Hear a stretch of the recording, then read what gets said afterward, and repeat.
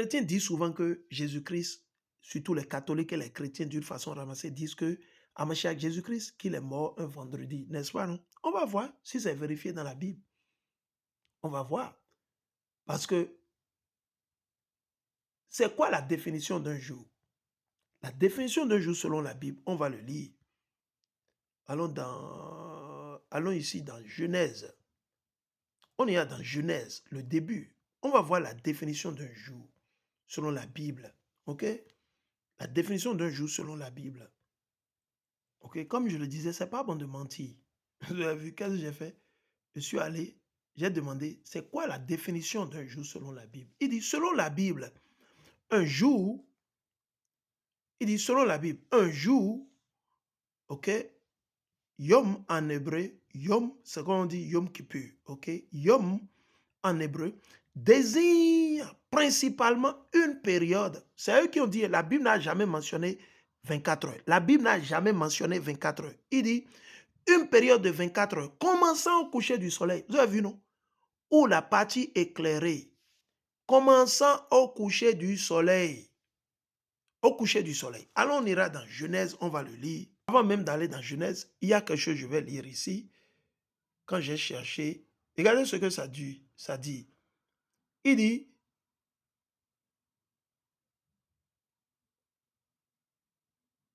dit, mesure du temps. Dans la tradition hébraïque, le jour commence le soir au coucher du soleil. Le jour commence, ce n'est pas à minuit que le jour commence. Non. Une fois le soleil va au coucher, c'est fini. OK? OK? Alors maintenant, dans Genèse, on ira dans Genèse. Parce que ce n'est pas bon de mentir. Je suis dans Genèse. On va lire.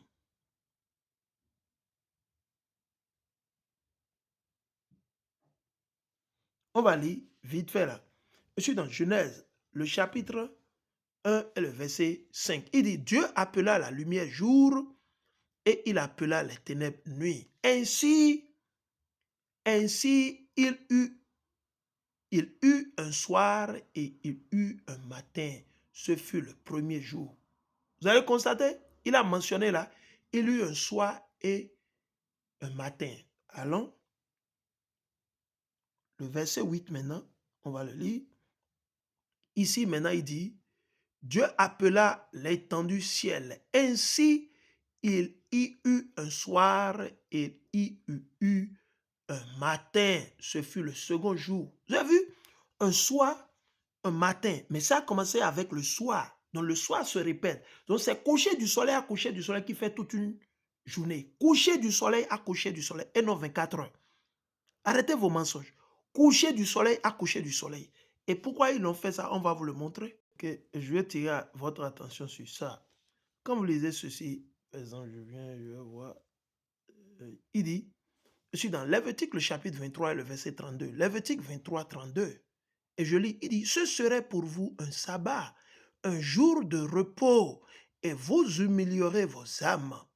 Dès le soir du 9e jour, dès le soir du 9e jour, le soir, le coucher du soleil du 9e jour, jusqu'au soir suivant, vous célébrerez votre sabbat. La définition d'une journée, c'est coucher du soleil à coucher du soleil.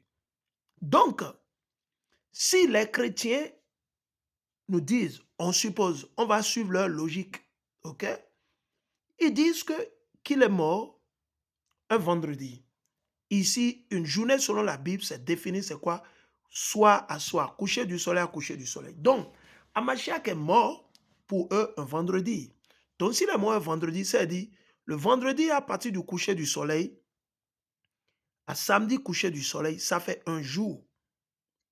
Samedi coucher du soleil à dimanche coucher du soleil, ça fait 2 jours.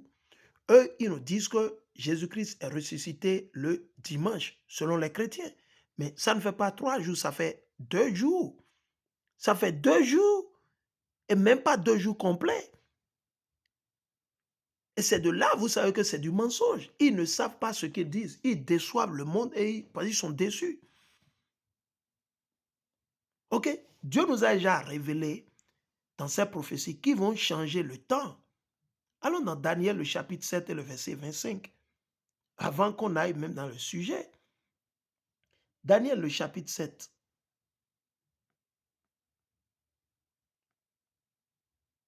Ok? Je suis dans Daniel, le chapitre 7 et le verset 25, et je lis. Il prononcera qui la quatrième bête? C'est qui la quatrième bête ici? Les faux blancs, la race d'Emmanuel Macron, les Édomites, Nouveau Babylone, les États-Unis d'Amérique. Et vous le savez. Il dit, il prononcera des paroles contre le très haut. Contre qui? Le très haut. Contre Dieu. Vous voyez comment Donald Trump parle? Actuellement, vous voyez les Iraniens, quand ils parlent, au moins leur chef militaire ou qui c'est, leur président ou leur premier ministre, ministre des Affaires, ils disent toujours que la victoire, ça vient de Dieu, que Dieu serait de leur côté. Mais vous n'avez jamais entendu Trump dire ça? Non. Ah, il a transformé la tuerie des Iraniens comme on joue au jeu, ces gens, c'est de la distraction, les tuer, bousiller leurs ponts, tuer les enfants, c'est de l'amusement pour lui. Et puis Peter Hegseth, c'est la même chose, c'est les buveurs de sang humain, eux, ils sont dans les fichiers de Einstein, ils sont tous dans les collimateurs des États profanes, les Deep State. Bref, on continue. Il dit, il opprimera les saints du Très-Haut. C'est pour ça qu'ils sont en train de menacer l'AES. C'est pour ça que c'est eux qui nous ont colonisés, qui nous ont donné tous ces vins qui nous tuent, C'est eux qui nous ont donné le christianisme, l'islam, la franc-maçonnerie, les sectes sataniques. C'est eux. Et il espérera changer quoi? Il espère changer quoi? Les temps. Ah bon? Et la loi. Et les saints seront livrés entre ses mains pendant un temps, des temps et la moitié des temps, et la moitié d'un temps. Oui, nous sommes livrés dans leurs mains à cause de nos péchés, à cause de nos iniquités. Pour une période, pour un temps.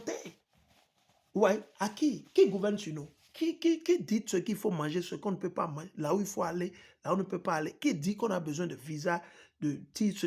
Qui a créé? C'est les faux blancs. C'est eux. Ne nous leurrons pas. C'est parce que nos frères n'aiment pas la vérité, parce qu'ils sont tous dans le faux. Ils veulent toujours cautionner le faux, l'injustice partout dans le monde. Ils sont assoiffés de l'injustice. Ils aiment l'injustice. Ils sont assoiffés de l'injustice.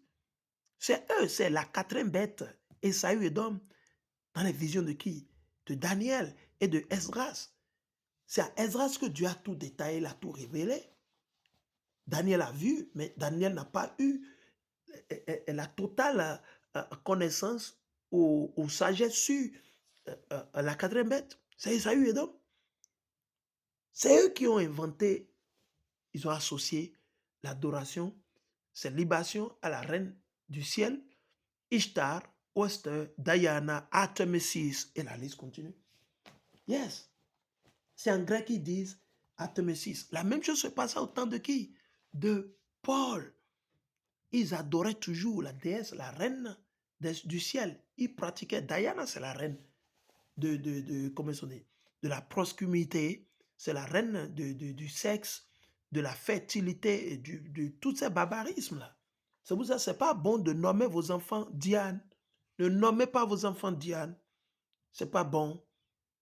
C'est pas bon. Avant de nommer vos enfants, allez vers la Bible. Allez vers la Bible et choisissez des noms qui glorifient l'Éternel, des noms spirituels, pour que vos enfants ne soient pas des prostituées, des démons ou des démons dans le quartier, dans la ville, dans la famille. Non. Pardon. Mollo, mollo. OK? Vous imaginez. Maintenant, on ira vers Daniel, le chapitre 9. C'est ça que je veux le plus. On est dans Daniel, le chapitre 9, le verset 20. OK. Daniel 9, je vais lire le verset 20 à 25 d'abord, avant qu'on ne continue.